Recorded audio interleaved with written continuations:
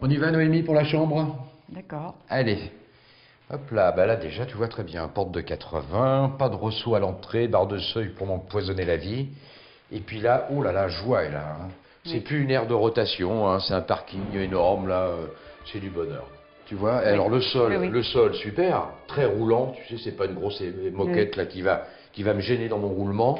Donc parfait, si je prends un peu de recul et que je regarde cette belle chambre, qu'est-ce que je remarque en premier? Alors déjà au niveau des contrastes couleurs, parois et sol, bon contraste. Pour les gens malvoyants, un peu perturbés, il n'y a pas confusion dans le genre. Hein. On sait bien où est le sol, où sont les parois. Un lit bien central, j'ai là une approche possible des deux côtés, j'ai de l'ordre d'un mètre 10. Il faut 90 en fait hein, pour être à l'aise. Qu'est-ce quels sont encore les points essentiels? Hauteur du lit. Donc hauteur d'assise du fauteuil, 50, voilà. Comme un fauteuil. Ensuite, le lit pour que le transfert soit relativement facile.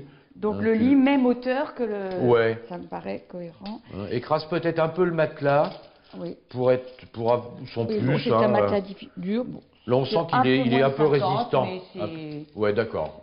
Ok, bon voilà. Un matelas très mou, en fait, pourrait être gênant s'il descend d'une douzaine de centimètres. D'accord. Alors, une fois couché, par exemple, qu'est-ce que tu en penses? Est-ce que j'ai accès à mes commandes? Qu'est-ce que je peux faire de ma tête de lit? Là, donc, apparemment, il y a un chevet, voilà, très bien. Chevet. Et de l'autre côté, on doit avoir l'éclairage central de la pièce et l'autre chevet. Donc, ouais, vérifie. Donc, voilà, chevet. Voilà. Et puis là, d'accord. Éclairage central. Donc là, depuis son lit, bah déjà, on gère son éclairage. Alors, j'ai observé aussi qu'il y avait des volets roulants. Volets, mais on donc vérifie. quand tu es en fauteuil, oui, ce sont les volets. Voilà. Bon, ben ça c'est impeccable. Il n'y a pas de manivelle, Voilà. de mouvement mécanique. Et la hauteur, tu vérifies. Hein, rien au-dessus d'1,30 m. Voilà, 1000, bon, parfait. Que de bonnes choses, hein. C'est formidable. Une commande et je vois des placards. Alors, cette penderie, hein, c'est stratégique aussi. Hein, il faut pouvoir ranger ses vêtements. Qu'est-ce que tu en penses? Regarde. Je peux saisir je suis en approche latérale, d'accord? Je pourrais choisir mon bras gauche ou mon bras droite. Là, voilà, tout va bien. La hauteur du cintre, eh ben, écoute, est-ce que tu peux jeter un petit coup d'œil? Rien au-dessus d'1,30 m par rapport au sol. À la barre, ça fait... c'est 1,32 m. 1,30 m, bon, allez, hop, c'est impeccable, hein, parce qu'en fait, c'est pas la barre que je vais attraper, c'est le cintre lui-même. Hein. Donc très bien. Alors, ce qu'on pourrait par contre, si je pouvais faire une approche, ne serait-ce que mettre une roue à l'intérieur, je m'engagerais un petit peu, je serais plus près de mes cintres. Tu vois ce rail blanc en bas, là? On pourrait très bien imaginer ce rail-là, directement le fixer sur le sol. Voire mieux l'encastrer. Maintenant, bon, ça peut être un peu complexe et coûteux, mais déjà, peut-être s'affranchir de cette plainte et de ce ressaut-là, d'une dizaine de centimètres.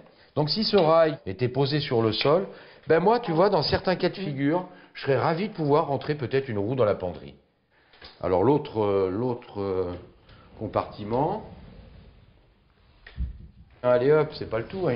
Il nous faut aussi... Ben, là, on voit qu'il y a donc, au moins 3... Ouais. Et la zone accessible, ben, écoute, jette un coup d'œil. Qu'est-ce qui est accessible pour moi? Eh bien, il y a oui, ben les 3. Oui, voilà, on est au-dessus de 40, très bien. 90 et 130. Et 130, voilà. Et de toute façon, elles sont réglables. S'il fallait les descendre un petit peu, ça ne serait pas un souci. Oui. Et les autres ne sont pas interdites. Hein, ça peut être un couple, une personne en fauteuil, l'autre est valide. La valise qui sert tous les ans, craque, elle est là-haut. On ne s'interdit rien. Il faut qu'il y ait simplement que les produits les plus utilisés par la personne en fauteuil soient accessibles par elle. Tout à l'heure, tu parlais de cette porte coulissante. Oui.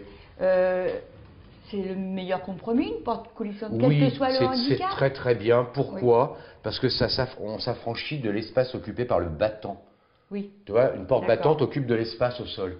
Et il faut l'ouvrir, il faut pousser, il faut tirer, il faut reculer, c'est une petite horreur. Bon, porte d'entrée maison ou porte d'entrée chambre, ok. Quoique souvent on utilise du coulissant.